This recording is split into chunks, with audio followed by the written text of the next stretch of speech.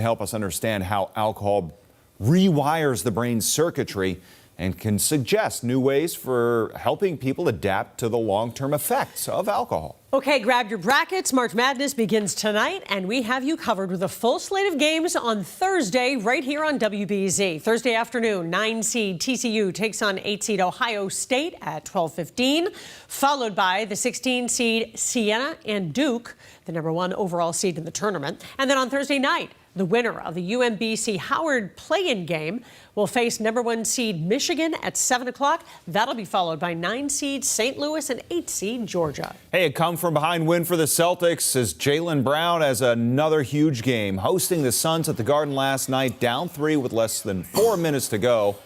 JB would go on a tear, score 18 of his 41 points in the fourth quarter. 6th 40-point game of the season. Celtics win 120-112. They host the Warriors tomorrow night. Team USA is going to take on Venezuela tonight in the World Baseball Classic Championship game. Venezuela beat Italy last night, punching their ticket to the final. 2 members of the Red Sox play for Team USA. 3 play for Venezuela. Well, there's no more MTV, so fans of Noah Khan can get a glimpse of his personal life and creative process with a new documentary. The New England native announced Noah Khan Out of Body will premiere on Netflix April 13th. It follows his return to his hometown in Vermont in the wake of his breakthrough success in the music industry. Khan's next album drops next month, and he's playing 4 sold-out shows at Fenway Park this summer. It was a damaging night of weather across the area. We have trees and power lines down. This is video in this morning from Norwell. Yeah, power outages are improving somewhat, but there's still 52,000 people without power across the Commonwealth. Check in now with Levin Reed. He's got an update on the conditions he's seeing there, and they were dramatic even in the dark, Lev. Even in the dark, they were dramatic as we were driving through. And like I mentioned, you had to drive very carefully. But we always say that it's when the light comes up, you can assess the situation. I want you to see this. If you look at the top right there, that tree, that's where this tree that is now lying on the ground fell from. So it fell from this yard and then fell all the way across and got this power line, hit these other trees where you know that you had to hear it fall down because it's such a big log that kind of just fell right onto this area, knocked down the power lines. Some of them, and most of these power lines are live, so we've been down there looking at smoke, and we have National Grid here as ready, and they're just waiting to see how things are going to go. All week, all morning long, we've heard from the Norwell Highway Tree and Ground saying they have to wait to get the live power lines out before they're able to move this tree. But here in Norwell, they've been moving around, making sure that people are able to get back and forth to work. There's roads that are blocked off, but they're making sure that people are staying safe.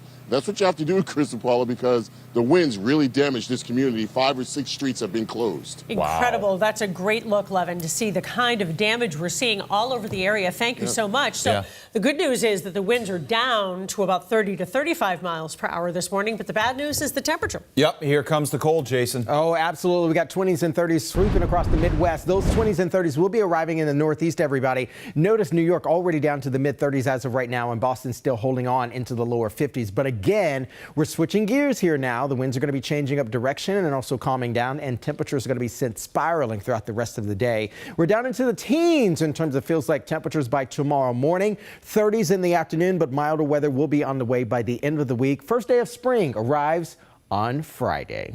All right, Jason, thanks for that, and thanks for joining us here on WBZ. We're going to keep going on the stream on CBS News Boston, WBZ.com as well. In the meantime, CBS Mornings starts right now. We'll have the latest on the stream, and we'll update all this overnight damage on WBZ News at noon.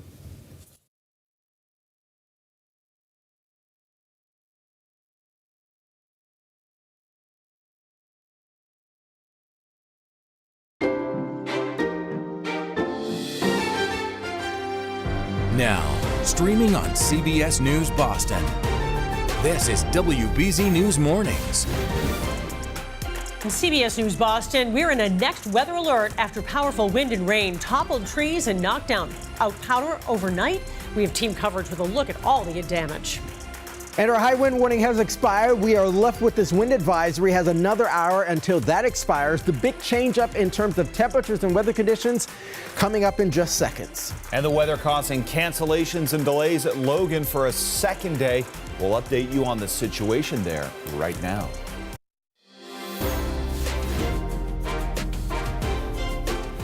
Good morning. Thanks so much for joining us. It's Tuesday, March 17th. Happy St. Patrick's Day. And good morning. I'm Paula Eben. And I'm Chris Tanaka. Busy morning. We're still in the next weather alert as a lot of communities deal with damage and power outages from the stormy weather overnight, Paul. Right now, more than 52,000 people across Massachusetts are in the dark, and we've seen lots of downed trees and branches overnight. Jason Michael here now with the next weather forecast. What happens next, Jason? Oh, we are letting up off the gas this morning in terms of the wind meter here, and we're allowing for calmer winds, but also temperatures will be changing up as well. Our high wind warning expired earlier this morning at 6 a.m., and we are left with this wind advisory across central and western Mass over the next hour or so. Again, we are changing gears in a major way. The local storm reports were mainly including winds over the past 5 to 6 hours here, going back to about 8 p.m. last night from Boston all the way down through D.C. We are left with a little bit of green on the map here on this St. Patrick's Day. Most of that energy is winding down in the Bay, and we are allowing for just a couple flurries across northern Connecticut as of right now. So we're fetching in some energy from the north and west coming off the east side of the Great Lakes. Temperatures again responding as a result of the winds coming down and changing directions. For the wind forecast throughout the remainder of our Tuesday here, we are expecting 20 to 25 mile per hour gusts. Still with some higher gusts out on the Cape and even the islands there, 35 to 45. But again, temperatures already responding. We're down from the lower 50s in Boston. Look at that, already in the mid 40s. Preparing for colder weather for your Tuesday and your Wednesday. We'll talk much more about what's happening next coming up in your full weather forecast. Let's head on over to Brianna now with an update on the roads. All right, Jason, now for a look this morning here at what's going on. We got a big heads up for anyone who uses Route 140 down in Lakeville. The left lane is currently shut down due to a large sinkhole, and we're told that it is the size of a passenger vehicle and that there are now 7 disabled vehicles as a result of this sinkhole. So unclear if some of them may have gotten swallowed up or stuck in it, but this is going to be northbound Route 140 before exit 12 for County Street. Mass DOT is on scene responding to that situation. Chris and Paula. All right, Brianna, and there are reports of trees and power lines down all across the area. This is video from Norwell. Yeah, you captured it overnight. As you can see, a tree fell right across Mount Blue Street near an elementary school. Levin Reed has been there all morning long, and now Levin, the sun has come up, and we can see the damage looks worse than what we saw overnight.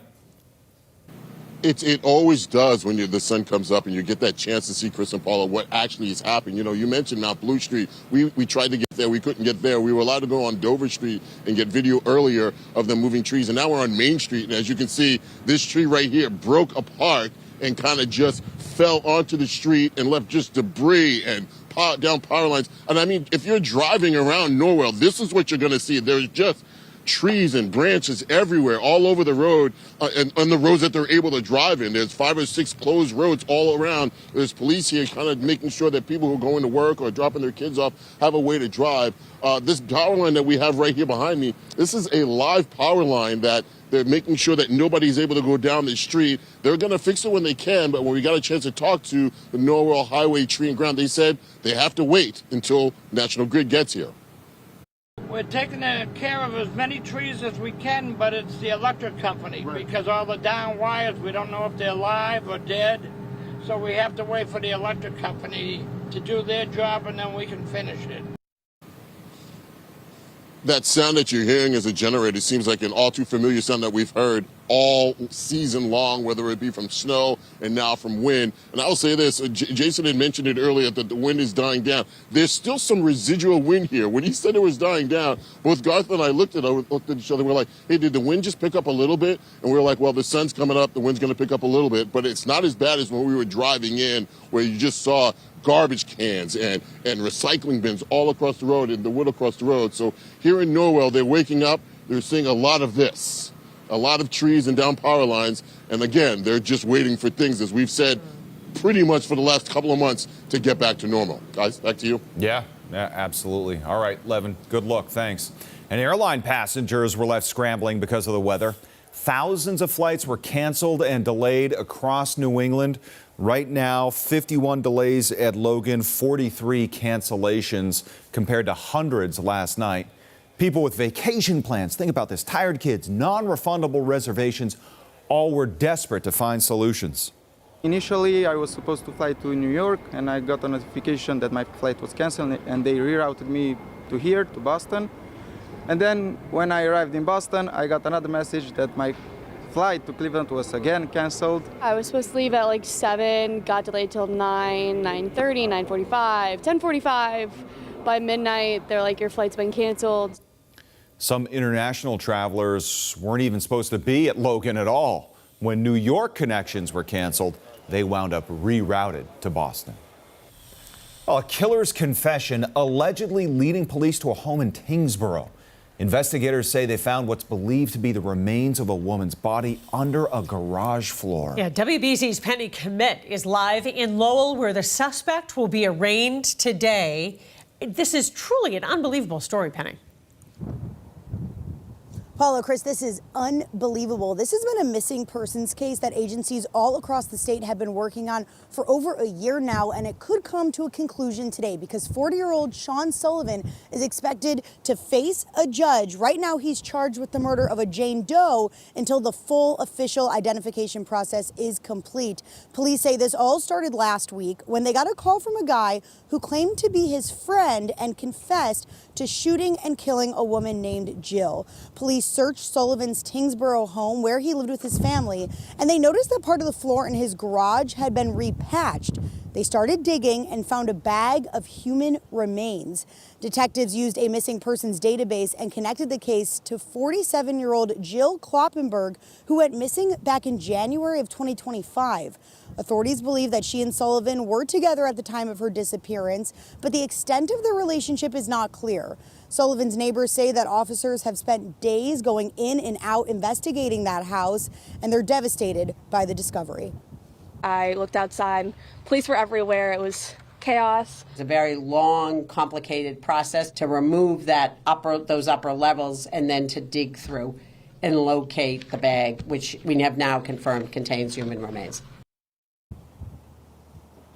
Sullivan is also charged with assault and battery and improper disposal of remains. Again, he's expected in court today, where the DA says even more charges could potentially be coming.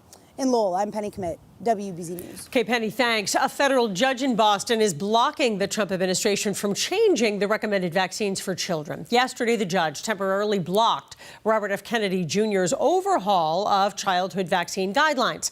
It would have cut the number of recommended vaccines for kids against several viruses, including the flu. Local doctors hope this ruling will end confusion among parents over which vaccines are necessary. I've had families come in and say, so what about vaccines that aren't available anymore or aren't recommended? And we have to then say, let's step back. They're absolutely available. We still recommend them. The ruling stems from a lawsuit against the Department of Health and Human Services. It's centered around Kennedy's decision to stop recommending COVID vaccines to most children and pregnant women. Well, the U.S. Embassy in Baghdad under the most intense attack since the war with Iran began. Iraqi security sources say at least 5 drones were used this morning, and video shows them above the embassy, then giant explosions and smoke rising up. Meantime, President Trump says U.S. and Israeli strikes have severely weakened Iran. Despite all of that, the country is ramping up retaliation across the Gulf. Bradley Blackburn has the latest from New York. Paula, Chris, good morning. Yesterday, a European leader said this is, quote, not Europe's war. A pretty direct rejection after President Trump asked more allies to help police the Strait of Hormuz. Overnight, there were more Iranian attacks across the region in Abu Dhabi, Doha, and in the skies over Baghdad. Iranian drones sparked explosions in Baghdad near the U.S. Embassy early Tuesday, according to Iraqi security forces. The United Arab Emirates and Qatar say they've also intercepted more Iranian drones following yesterday's attacks. They weren't supposed to go after all these other countries in the Middle East. Monday, President Trump expressed shock that Iran has targeted its neighbors after the war began 2 weeks ago. The Pentagon says more than 200 U.S. service members have been injured since then, and at least 13 have been killed. The president was again asked when the war will end. It'll be soon. Won't be long. And we're going to have a much safer world when it's wrapped up. President Trump continues to face backlash from Democrats, especially over a surge in gas prices. The administration failed to prepare for this reckless war of choice. Some allies have rejected the president's calls to help the U.S. reopen the Strait of Hormuz, a key shipping lane for the world's oil that has been effectively shut down due to threats from Iran. This is not Europe's war. President Trump says he now plans to delay a planned trip to China by a month because of the war. He also has called on China to help police the Strait of Hormuz. So far, Chinese officials say they are, quote, committed to de-escalating tensions. According to Iranian news reports, the country's Revolutionary Guard arrested 10 foreign individuals, claiming that they were collecting information on sensitive sites and preparing field operations in northeastern Iran. So far, there are no details on the nationalities of the people arrested, but it's a reminder that the Iranian regime remains in place. In New York, Bradley Blackburn, WBZ News. And amid all this, gas prices are consistently climbing, according to AAA. The average cost per gallon in Massachusetts right now is $3.57, up more than 25 cents than last week's average, more than 65 cents from the state average last month. Well, Governor Healy signing a new executive order to fight the energy crisis. This will expand solar and wind power in Massachusetts to help families struggling with the rising cost of energy caused in part by the war with Iran. Healy says locally sourced power is the best way forward. I signed an executive order today that's going to bring 10 gigawatts of energy into Massachusetts, enough to power 2 million homes. It's also going to save residents and businesses $10 billion. So, this is where we need to go. Healy's political opponents disagree. Some Republicans say her green energy initiatives are actually leading to expensive added fees on residents' utility bills. We have a heads up about a Boston road closure that might take you by surprise tonight if you are heading into Boston to celebrate St. Patrick's Day in Boston tonight. Part of Soldiers Field Road, including the Storrow Drive Tunnel, is going to be closed to traffic so crews can perform maintenance work. But the shutdown starts at North Harvard Street, goes all the way to Mugar Way, right near the Esplanade there. DCR says there will be detours set up and a police detail on site. But the shutdown starts at 9 o'clock tonight while people are out. And then it goes until 5 a.m. tomorrow. So heading home, you want to be aware of that. Yeah. Tonight, Foxborough's Select Board will finally vote to grant FIFA an entertainment license for this summer's World Cup. Last week, the board agreed to a funding deal that will cover security costs for the 7 matches scheduled at Gillette Stadium. According to Boston's World Cup Organizing Committee, it'll front the funds with backing from Kraft Sports. Foxborough town officials previously threatened to withhold the entertainment license if the town had to foot the bill. Hey, Nike has unveiled the 2026 U.S. Soccer National Team kits that'll be worn during the World Cup. There's a stripes jersey, a stars jersey, and a third for goalkeepers. All of them feature a crest and a special secret mark inside the collar. The U.S. men's national team will debut the kit later this month. Well, now I need to know what the secret mark is. Yeah, exactly. Just ahead this morning on CBS News, the search for vandals caught on camera tearing up the grass at a local golf course. WBZ's Next Weather Alert is brought to you by Safety Insurance.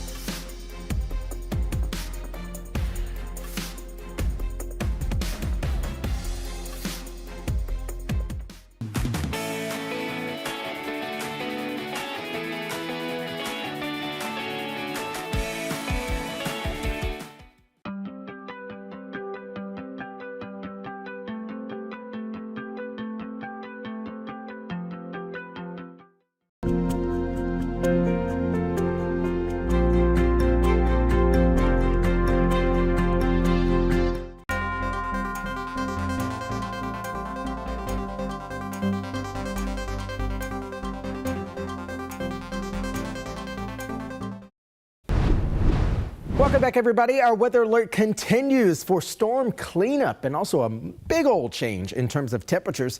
We are still left in the wake of the storm with a lot of high gusty winds outside as of right now, down from the 60s, 70s, back into the 30s, and even 40-mile-per-hour gusts as of right now. But a lot of the local storm reports from D.C. all the way up through Boston were geared towards those high winds that began yesterday evening. Now we're left with a remarkable changeover in terms of temperatures. It's already in the 30s down in New York as of right now. And Boston is down from the 50s earlier this morning within the hour. We're now left with a high wind warning gone away and a wind advisory continuing, also taking over. That is set to expire later on this morning. Now, wind gusts are still roughly around 30 to 35 miles per hour here in the city. They begin to lessen up as we get throughout the afternoon and evening hours, scaling back to about 10 to 20 around sunset later this evening. Temperatures also going to be changing up as well. We already have the 30s popping up on the board there across northern Mass, Orange and Fitchburg, both in the mid to lower 30s. Bedford at about 41 degrees and 40s, as you can see, areas south of the city, about 45 degrees down in Plymouth. So we are expecting colder weather as we move towards the evening and also the overnight hours. Feels like temperatures in the wakes of the winds coming out of the west will likely be scaling back into the single digits and even the teens as we head towards sunset later on this evening.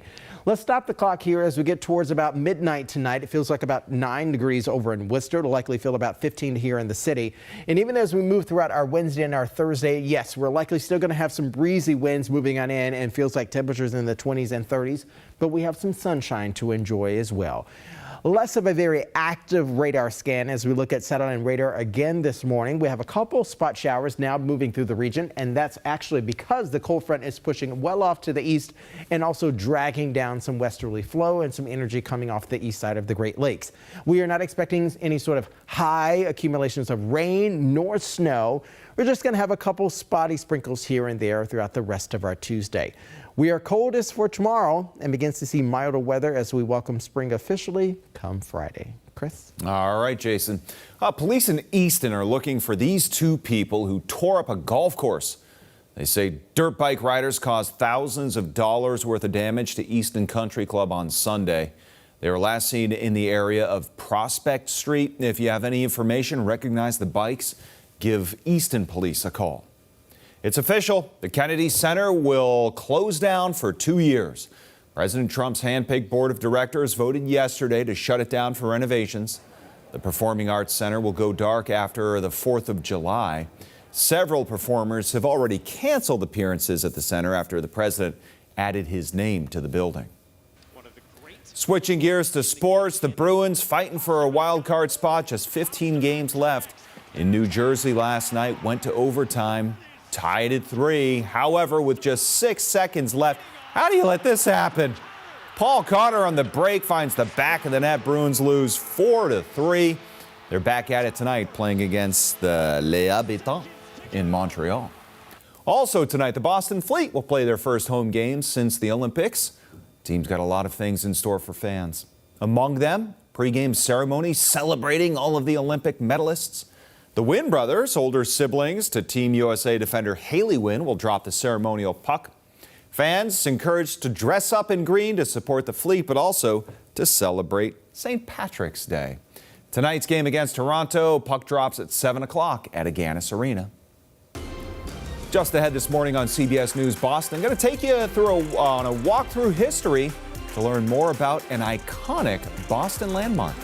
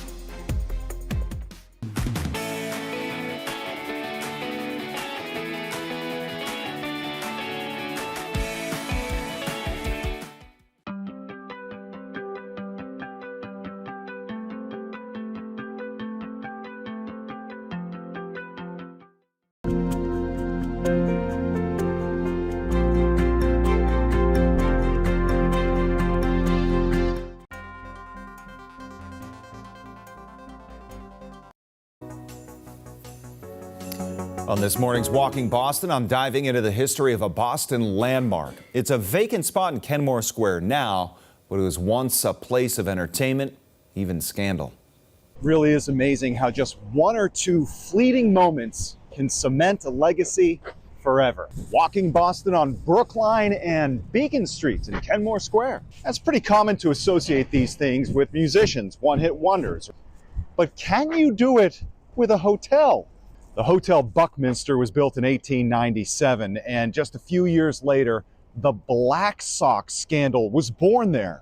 A Boston bookie by the name of Joe Sport Sullivan met with a White Sox player in the hotel, pitched his idea to throw the World Series. Chick Gandil, the player, brought it to his teammates in New York, and that was that. 31 years later, the Storyville nightclub moved in on the first floor, and legends passed through. John Coltrane, Billie Holiday, Ella Fitzgerald, all recorded there. Duke Ellington, Louis Armstrong, they performed there. The nightclub moved only 3 years later, and the hotel shuttered during the pandemic. But because of those moments, as fleeting as they were, the Buckminster building was named a Boston landmark. And hey, you can follow along as I walk every street in the city of Boston and tell a story about each one. Walking Boston is on my TikTok and Instagram pages. Well, dozens of teens in the Boston area started the school week with big smiles after receiving free laptops. The Boys and Girls Club of Boston teamed up with AT&T to make it possible. This was at an event celebrating the world's first phone call. It happened back in 1876, right here in Boston. The students received 150 free refurbished laptops. It was a big surprise to them at the end of the event. Some of the students told us how the new tech will help them. I use a lot of computers like in the computer lab, and so to be able to get a computer to be able to do work from home, it means a lot. It'll be a lot easier to get schoolwork done. So thank you so much. Not that many kids get the opportunity to just get a free MacBook handed from AT&T, but it's perfect for me because I've been needing a laptop because I do have an iPad, but having a laptop is a lot more helpful, and it can help me through school, when I go to college, after college. Oh, I learned something new today, that the first telephone was invented here in Massachusetts, and in Boston, actually. I don't really know that. So cool. So many happy faces. The teens also took part in telephone-themed STEM activities. This was all part of the celebration for the historic Boston-based innovation milestone. Well, coming up next, underwater history coming alive through decades-old recordings of humpback whales.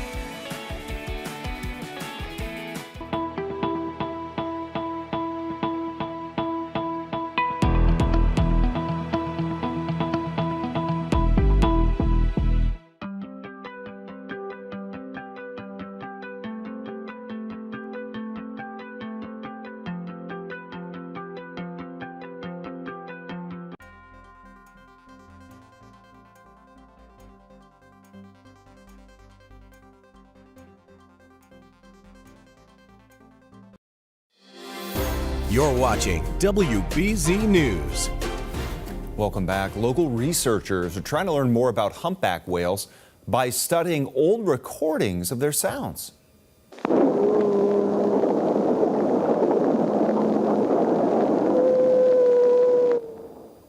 The Woods Hole Oceanographic Institution is studying sounds that were recorded on audio equipment more than 7 decades ago. At the time, scientists apparently didn't know what they were hearing, but decided to record and save those sounds anyway. There's no evidence that they had any indication that they saw whales or that there was any notes in that they were aware that they were recording something biological. They just knew that these were sounds. Amazing. Experts hope the archived recordings can help them better understand how human-made sounds like noise levels from the shipping industry affect whales and the way the mammals communicate. Still to come in our next half hour, an update on a bill that would give guidelines to internet gambling in Massachusetts.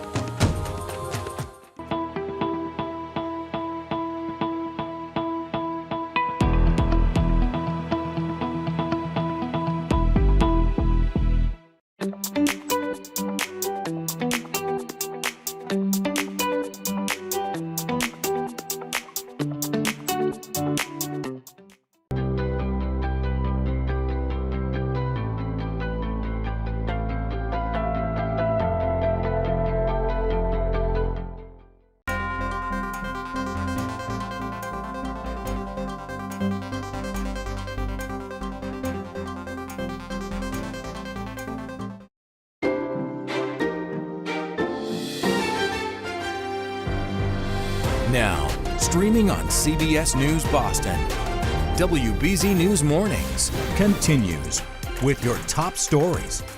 Right now on CBS News Boston, our high wind warning has expired and we are left with a wind advisor. We'll talk about when that is expiring and where we go from here in your next weather forecast.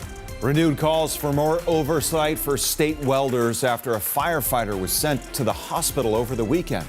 Plus, celebrating St. Patrick's Day with a look inside a bar that's reinventing the Irish pub.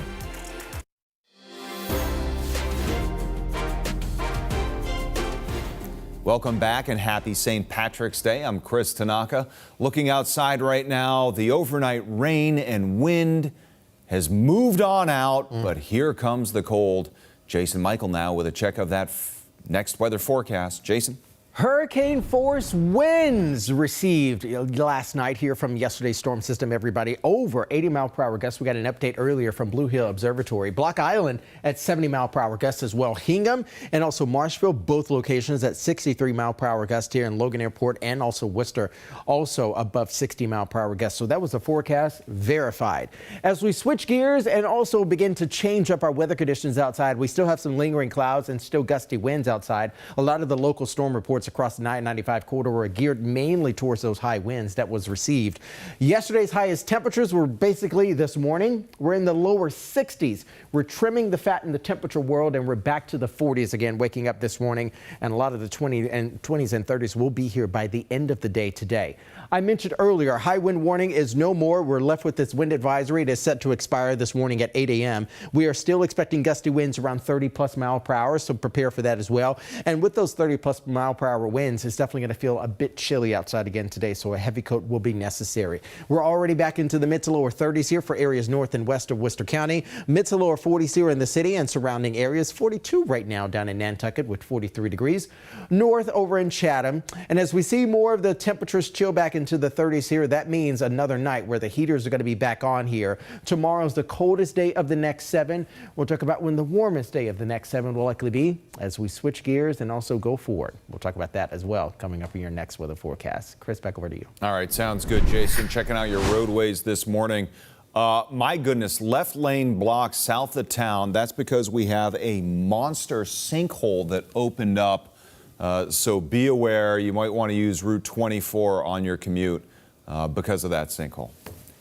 Checking our top stories, police are investigating an alleged murder in Tingsboro. They say the suspect confessed to a friend that he buried a woman's body under a home's garage.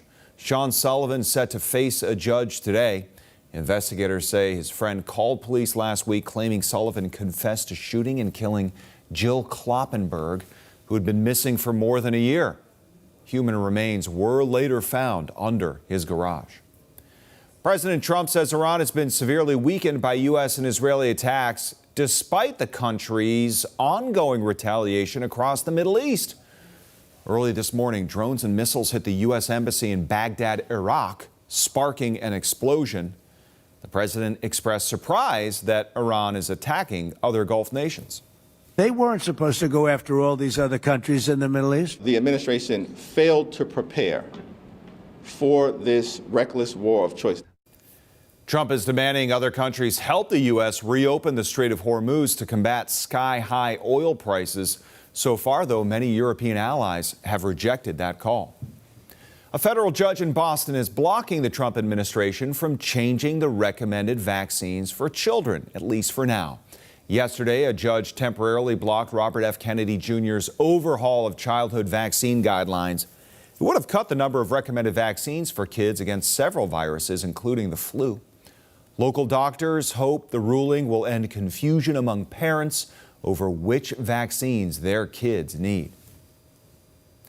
In March of 2014, a fire started by welders working behind a building on Beacon Street resulted in the deaths of two Boston firefighters, Lieutenant Ed Walsh and Michael Kennedy.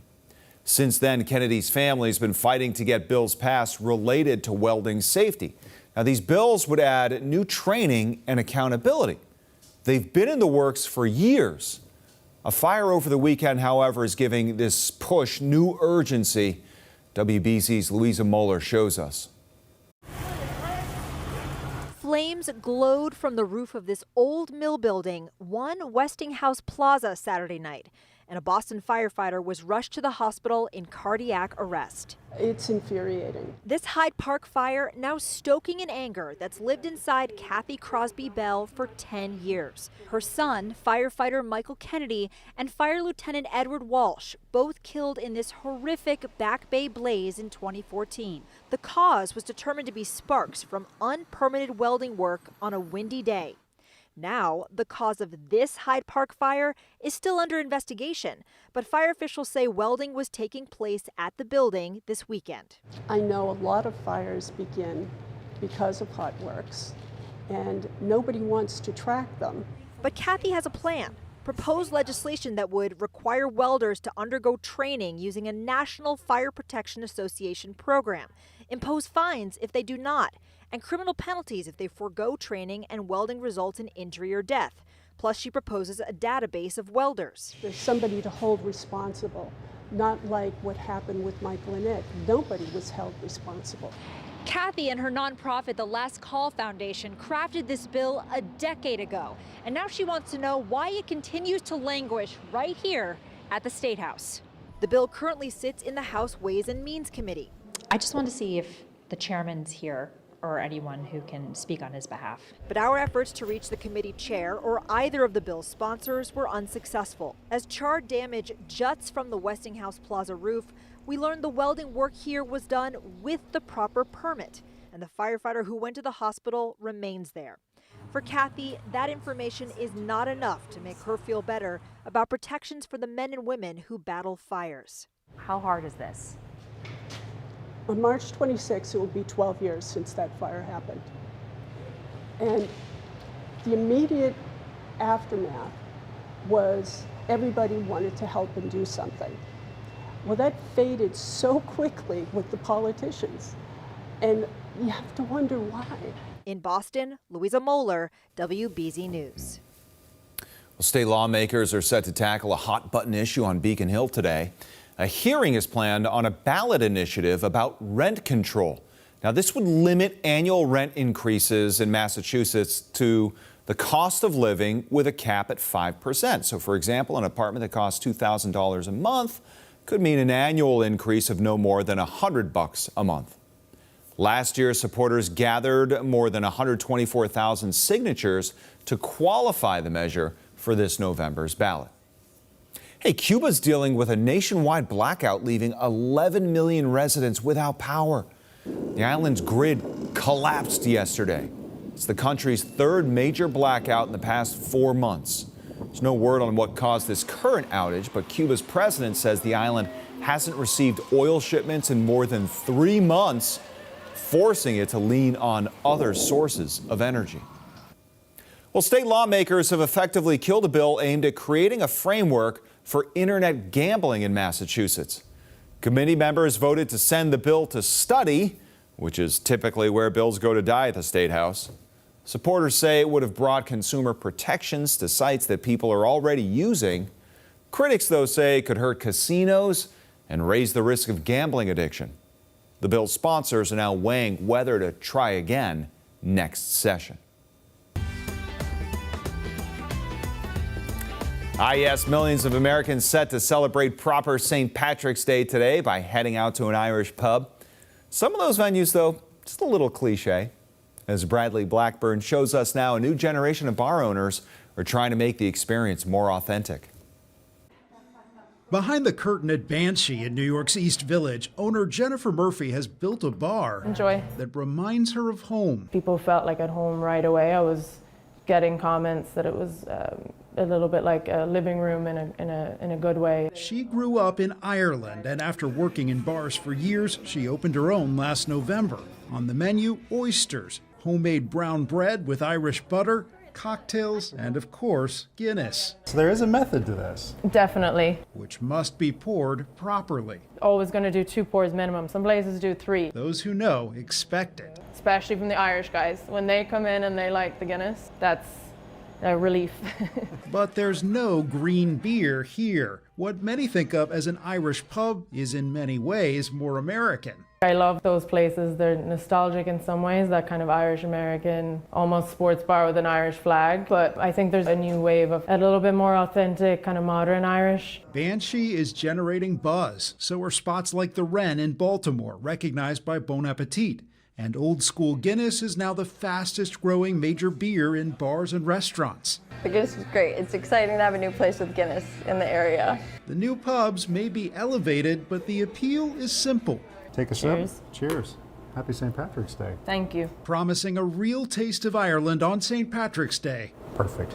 And all year round. Bradley Blackburn, CBS News, New York. When we come back, a UMass study shedding new light on the impacts of drinking as a young adult.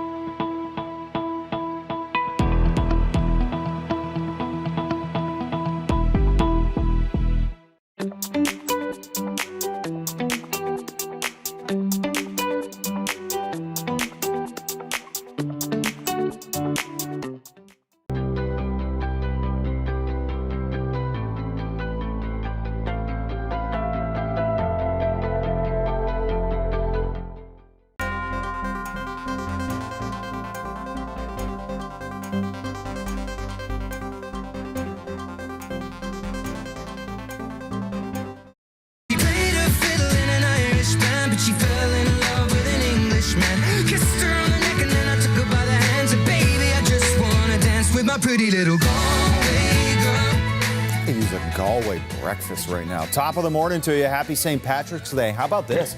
We just had a record gust from the Blue Hill Observatory in Milton. 81 miles per hour. that broke the previous record peak gust for today's date at 70 miles per hour, which was set in 1973, Jason. So, yeah, the wind is moving out, but there's still some gusts. Oh, yeah. And those gusts are bringing in colder temperatures, Chris. I don't have any joy in bringing that news to you here, my friend. Let's talk about the wind gust recorded yesterday. Of course, Chris was just saying we had a new peak wind gust down at Milton Blue Hill Observatory yesterday, everybody. We even down in Block Island had a 70-mile-per-hour gust. So we're talking about hurricane force winds received yesterday. Temperatures, again, at their warmest today was about 62 degrees. We're in the 50s earlier around 5 a.m. this morning, and now we're in the 40s as well. So that means that the wind advisory that's still in effect here is actually ushering in colder temperatures. Gusty winds are still outside as of right now, and you will certainly feel it as you're going to be stepping out. We still have about a 37-mile-per-hour gust right here in the city of Boston. Lesser winds will be arriving as we head towards the noon hour later today, and certainly as we head towards the afternoon. So that is actually where we're headed here. The next 4 and so 1-4, as you can see there.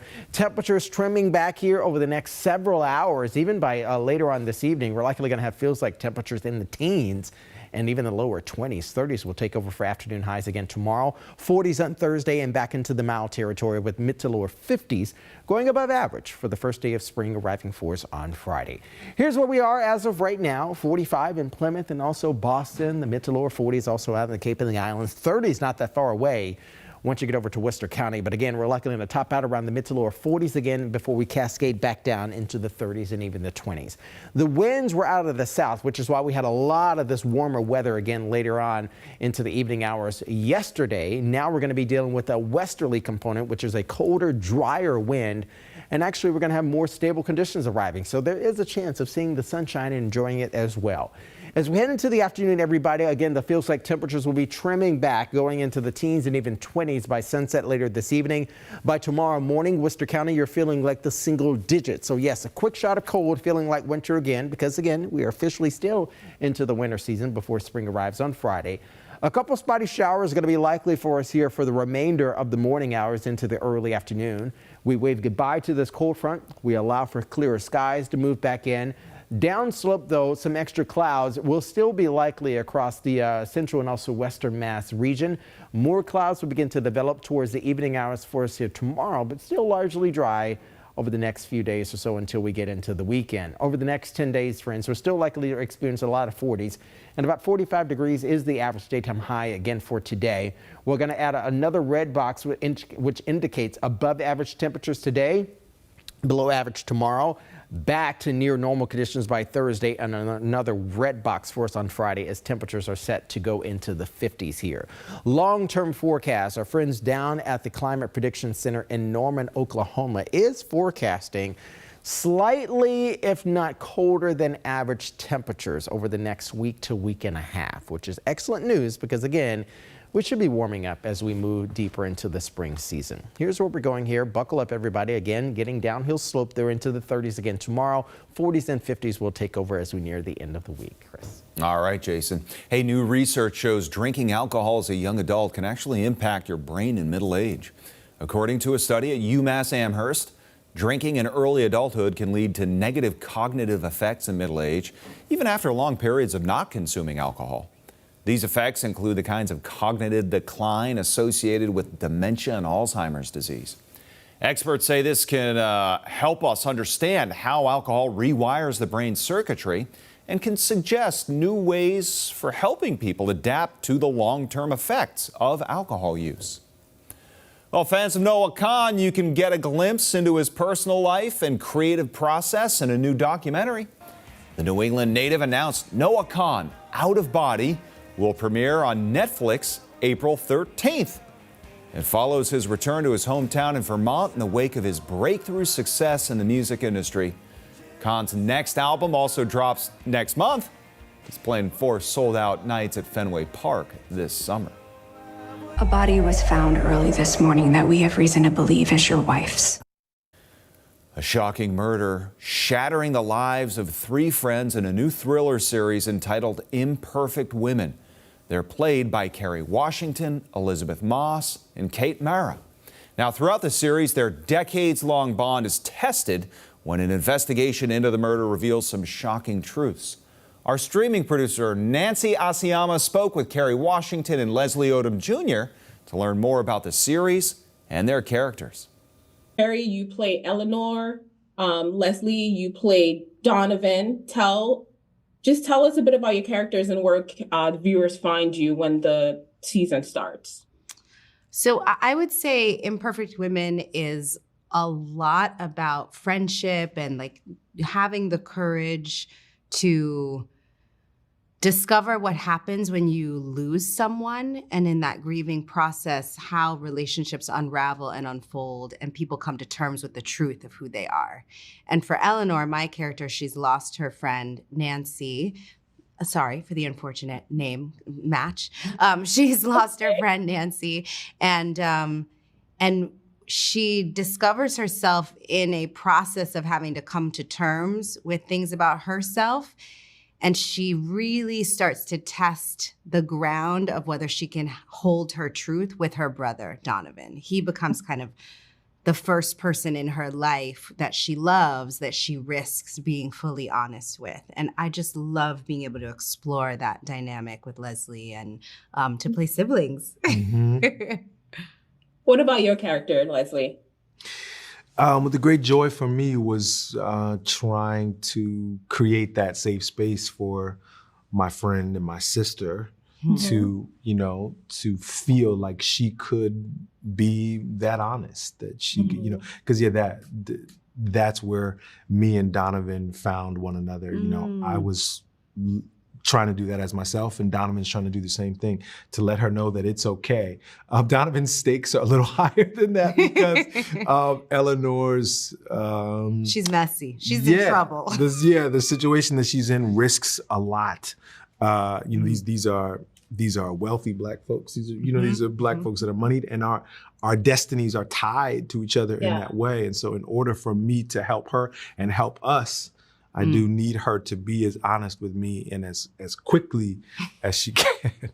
Right. Our name is at stake. Yeah. I know, when you're dealing with people with money, you got to have all your stuff in order, That's right. Yeah.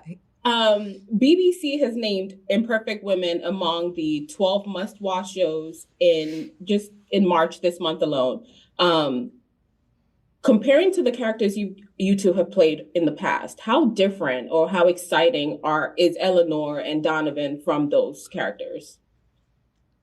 For me, I think one of the things that made me really curious and excited about playing Eleanor is that I've had the opportunity to play a lot of very strong women, like women who come up against very powerful systems, whether it's the US military or the US government or the CIA. Like I've played these women who take on these big systems and they're fighting this big bad on the outside. But for Eleanor, it feels like the big bad is on the inside. Like the thing that she's fighting is very internal. She's really fighting with suppressing and denying who she really is and how she feels. And that exploration was really interesting to me. Okay. What about you, Leslie?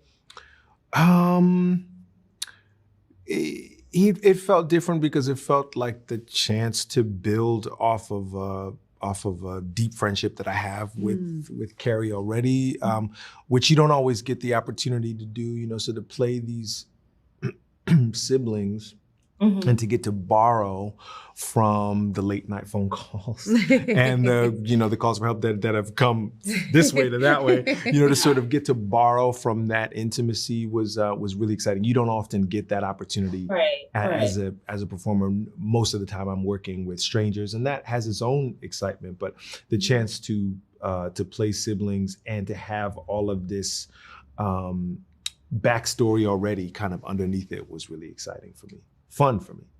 All right, Kerry Washington and Leslie Odom Jr. Pleasure talking to you. Leslie, I can't wait for you to come in Boston because I know you're coming in May. So good luck with your show. Thanks. And good luck. Thank you so much. Thank you. Imperfect Women premieres with 2 new episodes on Apple TV this Wednesday. Coming up after the break, we're going to take a look at who the U.S. is going to face in the World Baseball Classic Championship.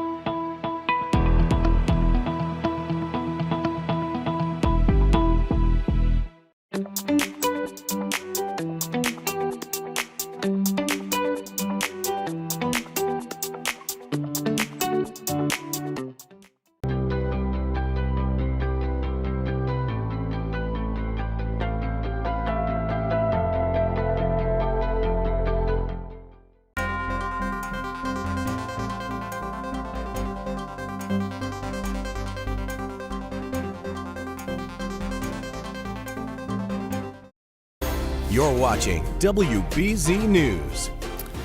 Impressive come-from-behind win for the Celtics with Jaylen Brown going off. C's hosting the Suns at the Garden last night, down 3, less than 4 minutes to go, but JB would not be denied. 18 of his 41 points in the fourth, his 6th 40-point game of the season. Celtics win 120-112. They host the Warriors tomorrow night. Team USA is going to take on Venezuela tonight in the World Baseball Classic Championship game. Venezuela beat Italy last night to punch their ticket to the final. 2 members of the Red Sox play for Team USA. 3 play for Venezuela. All right, get ready. Grab your brackets. March Madness technically begins tonight, and we've got you covered with a full slate of games on Thursday on WBZ. Thursday afternoon, 9-seed TCU is going to take on 8-seed Ohio State. That's at 12:15. Then it's 16-seed Siena and Duke, the #1 overall seed in the tournament. Thanks for streaming CBS News Boston. I'm Chris Tanaka.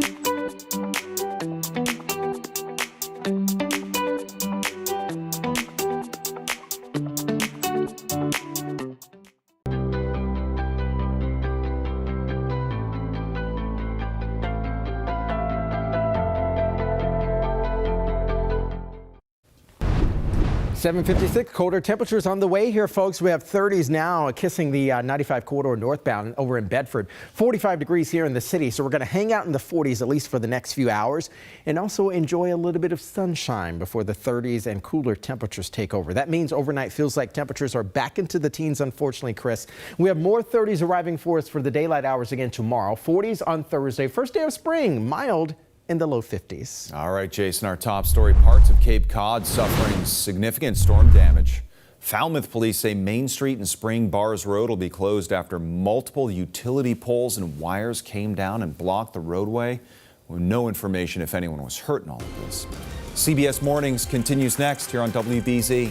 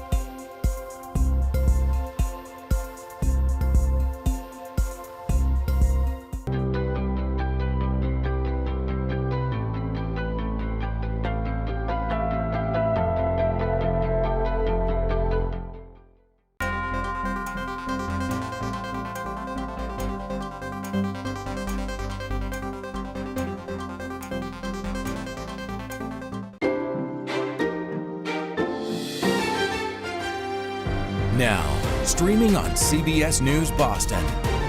This is WBZ News Mornings.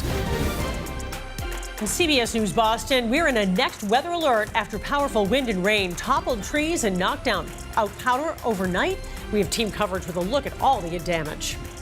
And our high wind warning has expired. We are left with this wind advisory. Has another hour until that expires. The big change up in terms of temperatures and weather conditions coming up in just seconds. And the weather causing cancellations and delays at Logan for a second day.